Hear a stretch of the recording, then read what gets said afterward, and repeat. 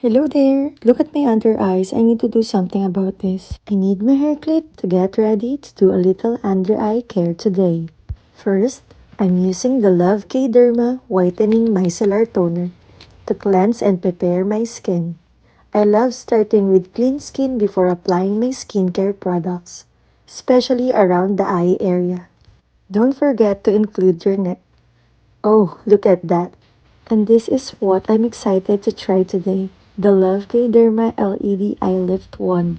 Here's the device inside the box. Good thing about this product, it has different modes designed for your skincare routine, and it's super easy to use. I'm especially excited to see how it works on my under eye area.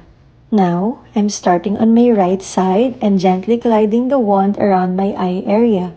It feels so relaxing and I love how it is to incorporate into my routine. Can you see the difference? Look at my right side compared to the left. My under eye area looks more refreshed and lifted. Of course, we're not leaving the other side behind. I'm doing the same routine on my left side, gently gliding the wand around the eye area and letting the device do its thing.